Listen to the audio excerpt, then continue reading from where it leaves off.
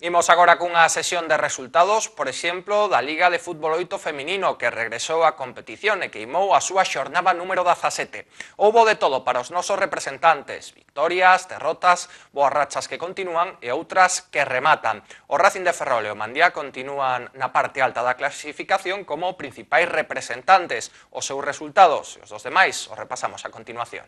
Primeira xornada do 2013 na Liga de Fútbol 8 feminino. Ganas nos clubes de regresar a actividade despois do parón vacacional e resultados de todo tipo unha vez chegados á 17ª data no calendario. O balance de resultados para os equipos de Ferrol, 3 triunfos e 2 derrotas, unha fin de semana que tamén deixou un derbi algo case habitual nesta competición. O que non acusou o descanso foi o Racing de Ferrol. Os verdes recibiron no anexo da Malata o Ortigueira, do que deron boa conta. Os racinguistas dominaron en todo momento ante un rival da parte baixa e non pasaron ningún apuro para rematar impoñéndose por 7 goles a 0.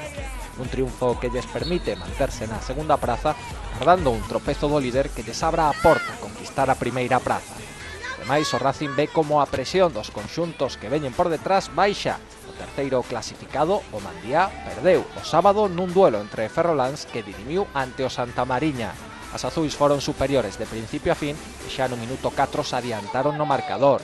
Con un 0 chegouse o descanso nun céspede moi castigado pola auga. No segundo período, o Santamariña ampliou distancias antes de que o Mandía recurtase. Sin embargo, a reacción das visitantes quedouse aí e o 3-1 rematou por sentenciar o choque para prolongar a racha dunhas e mostrar que as outras poden dar unha de cal e outra de area. O que tamén fixo valer os pronósticos foi o Aspirantes. As nosas se desprazaron ata Coruña para visitar ao Torre, un adversario que estaba por detrás na táboa. Houbo que sufrir, pero o 0-1 permite ás departamentais manterse na metade da clasificación. Pola súa banda, o que non pode escalar posicións é o Galicia. Desde Caranza recibiron o equipo Bedoval, que tirou de eficacia para decidir o duelo en 10 minutos, no que conseguiron os 3 goles, que subiron o 0-3 o marcador. O resto da xornada, aínda por completar, poucas novidades. Resultados e táboa que repasamos.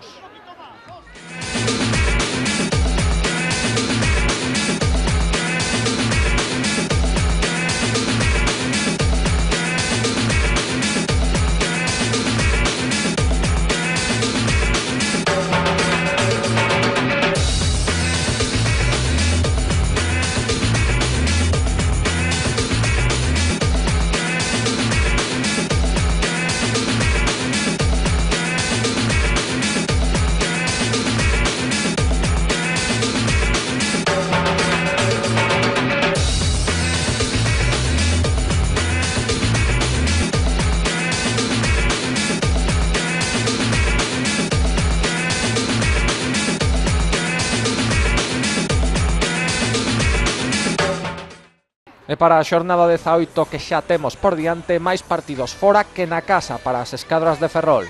Racing terá unha complicada saída para medirse ao Val B. Aspirantes debería sumar no seu desprazamento a Cedeira, mentres que o Galicia de Caranza cruzará a Ponte das Cabras para visitar o Narón Balompé. Como locais actuarán o Santamariña, que intentará prolongar a súa racha fronte ao Torre, e o Mandía, que quere recuperar sensacións ante o colista, o outro equipo de Cedeira. O vindeiro venres vemos como foi a cousa.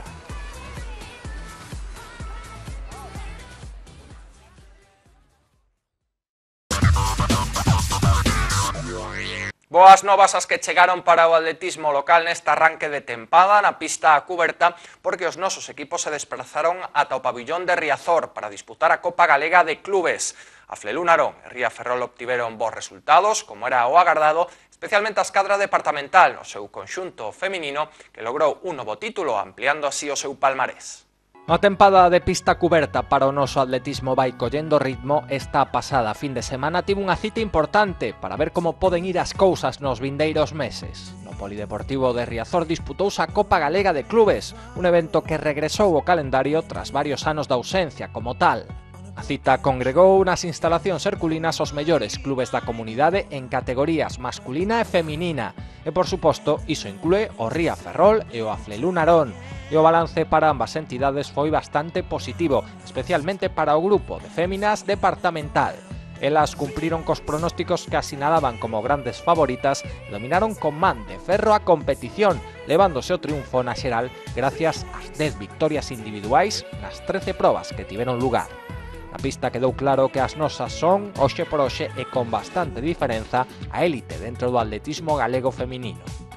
E ademais das rapazas da casa, teñen un ano máis a gran fortuna de contar con deportistas do máximo nivel que defenden as cores do Ría.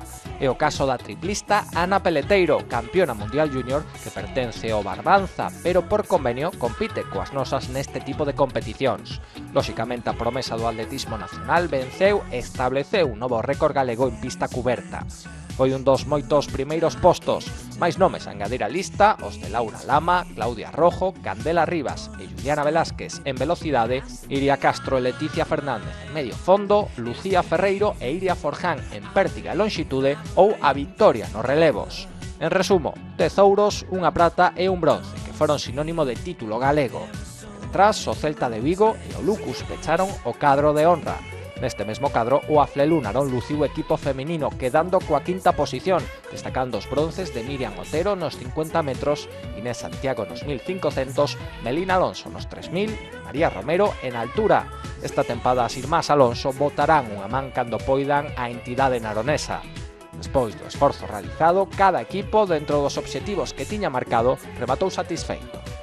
Miramos agora cara ao cadro masculino porque nos homes tamén tivemos dobre presenza. O caso do Ría cun equipo masculino centrado na canteira e coa xuventude por bandeira que o que busca é ir collendo experiencia pouco a pouco. O seu séptimo posto é o de menos. No caso dos naroneses, as baixas importantes mermaron o seu potencial, impedíndolles pasar da cuarta praza. O bronce de André Castelo en pértiga, con récord do clube incluído, e o triunfo axustado de David González nos 800 metros foron o máis salientable para un conxunto que, con todos os seus efectivos disponibles, aínda pode facer mellores cousas.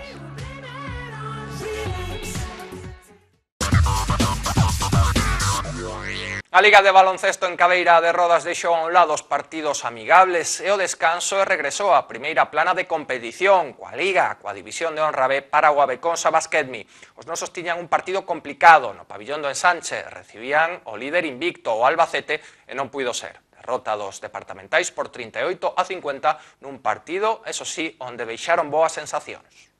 Era moi complicado que o Abeconsa Basquetmi tiña por diante esta fin de semana, e a lóxica cumpriuse. O equipo ferrolán non puido rematar coa racha do líder e caeu no pabillón do Ensanche ante o Amiapa Albacete. Os manchegos son os grandes favoritos para o ascenso e contan os seus partidos por triunfos. Por iso, para dar a sorpresa, os nosos tiñan que raiar a perfección e agardar que o seu adversario non tivese a mellor tarde. Non foi posible, pero pese a todo, os homes dirixidos por José Val deron a cara en todo momento e fixeron un bo encontro. De manter este nivel en vindeiras xornadas, o seguro farán subir o seu casilleiro de victorias. O sábado se escapou cun 38-50 final que indica que a escadra departamental non estivo tan lonxe. O choque arrancou igualado, cuns minutos de tanteo onde os albaceteños levaban a dianteira pero con curtas vantaxes. A defensa do Basquetmi estaba a ser boa, sen embargo, no segundo período os locais acusaron certo bloqueo ofensivo que lles impediu seguir o ritmo de anotación. Foi por iso que os visitantes lograron a renta máxima marchando por 16 puntos cando se chegou o tempo de lecer. Pero o descanso lle sentou de maravilla o Basquetmi.